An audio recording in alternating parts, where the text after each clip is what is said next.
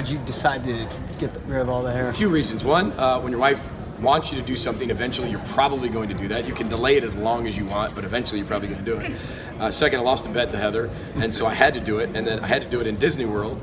And so we're at Disney World in the bathroom, and if I had to do it, my two boys had to do it, so I shaved their heads immediately, right down the side, right down the middle, so they couldn't say no. But I kind of had a peninsula going a little bit, and she said, listen, I really want you to shave that before that thing becomes an island. And so, but hey, she says that's kind of for every hair lost, that's one of the calls that you have that you got to make a decision on, or one of those tough decisions as a head football coach. So it's kind of the word experience, maybe. We're starting to get a little experience in our young career. What was the bet? You said there was a bet? Yeah, we'll keep that within our family. That was a fun bet. Jim Harbaugh. Oh, yeah. Has he influenced you at all, over the years? Well, first of all, I have a ton of respect for him. When he was at San Diego, and then his whole path with the Niners and Stanford, and then obviously what he's done at Michigan has been incredible. One thing I love about Jim Harbaugh, that even my wife Heather reminds me all the time, Jim Harbaugh is Jim Harbaugh. He is himself, and she always tells people, just keep being yourself. Yes, you open yourself up to scrutiny and different and phony and real and all these comparisons, but Jim Harbaugh is himself. So the way Jim Harbaugh inspires me is, hey, just keep being yourself, because there's a niche, there's a fit for that. Jim Harbaugh is not for everybody.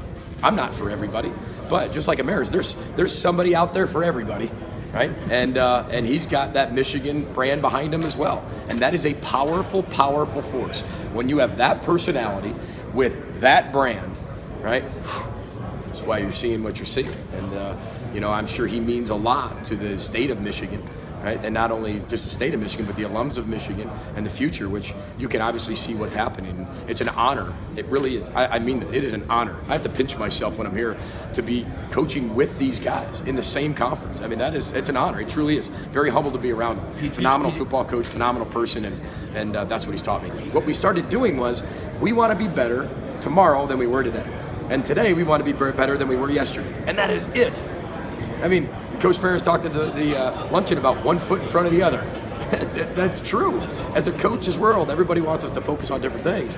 It's about changing their best, taking the next right step as a program. Sometimes that step has to go backwards to take a giant leap forward. And we have to understand, have that heartbeat of our team to be able to know what's right. He was a freshman again. I will say this, he's a very stoic individual. He doesn't have a lot to say, but when he does say it, people listen. I think if you ask him, I think he's really learned a lot about leadership. He's one of those seniors you talk about, have 3 head coaches in 3 years. That's hard.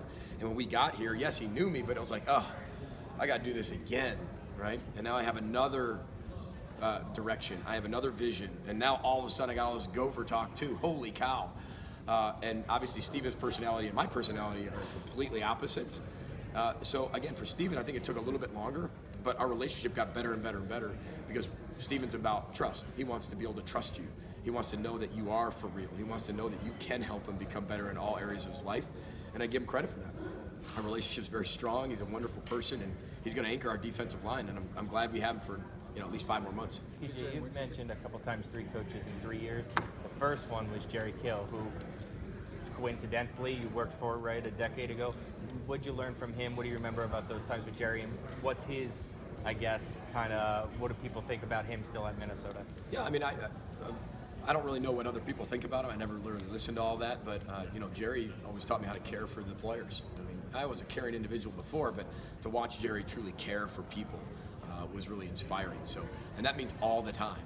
Not just when you're on, and just all. When he went to the Children's Hospital, the one thing, John Celestine, our linebacker, lost his father a few months ago, and it was tragic. And when you have a player that you haven't known very long, but you love him and you care for him, and you know he's one of your guys who's bought in from the start, it's hard because you want him to trust you and believe him. You're hugging him, you're feeling the pain with him, but you want to make sure he knows that's real too. And we had discussed it. We talked about his dad's life. He talked about what his dad meant to him. His dad actually had his jersey on when he passed, and it was just one of those moments that it just takes your breath away as a parent because you put yourself in that person's shoes. But then we went to the Masonic Children's Hospital, and I said, John, I know it might be hard for you, but I want you to go to the Children's Hospital with me tomorrow. And I said, I want you to gain a little perspective. That, look, your dad lived an incredible life. Right? He taught you so much. Let's go see some kids that haven't had the ability to be a dad, haven't had a chance to go to Disney World, haven't had a chance to live their life yet, and have children, and teach those messages. And what do parents do? Parents, we grow old, and you'd love to be able to pass before your children, right? And teach those lessons and let them pass on to generation. But what I wanted him to be able to see was these young kids, these young people who are fighting for their life, and the smiles they have on their face when John walks in. It was able to hopefully close one of those holes that was in his heart for the pain that he felt with his dad. And that's part of being a head football coach. Giving young people perspective of life, of response, of a result, and giving them fuel and armor as they continue to go through their life. Hey coach, I teach grade 4. I'm always looking for those teachable moments. That makes a job worthwhile.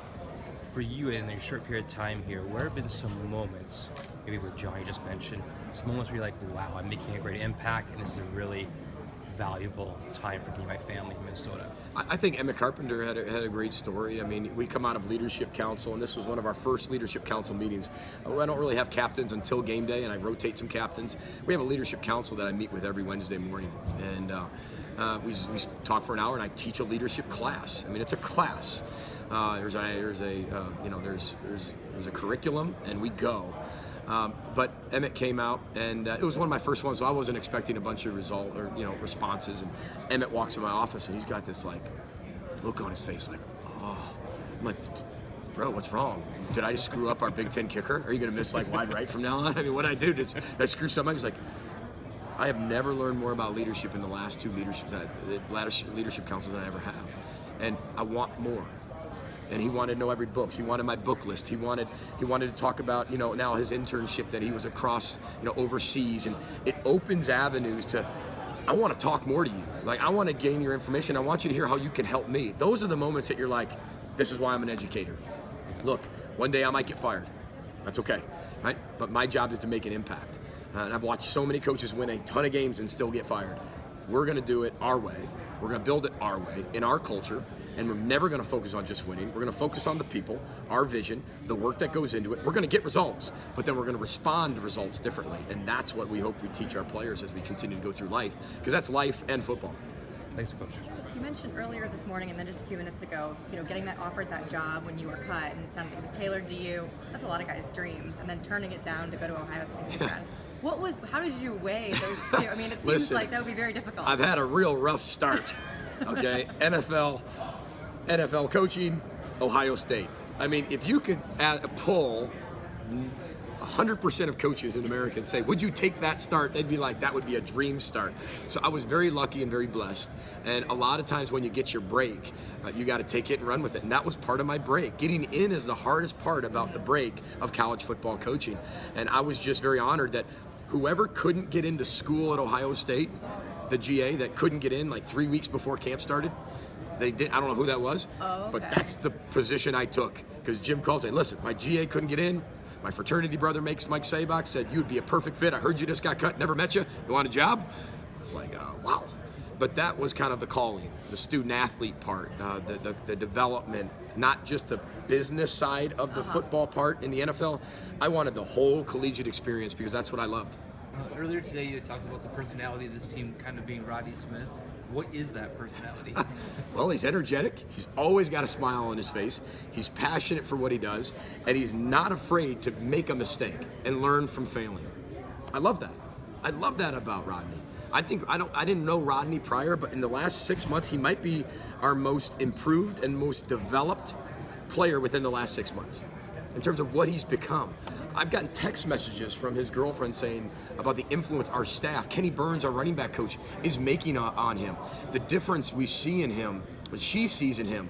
We had date night the other night where they bring a date. We teach them how to eat, how to go to dinner with their girlfriend and their queen, and how to treat women and things like that. And his girlfriend is hugging me, crying because of how he treats her, the things he learned. She comes home and he teaches her about what he's learned today.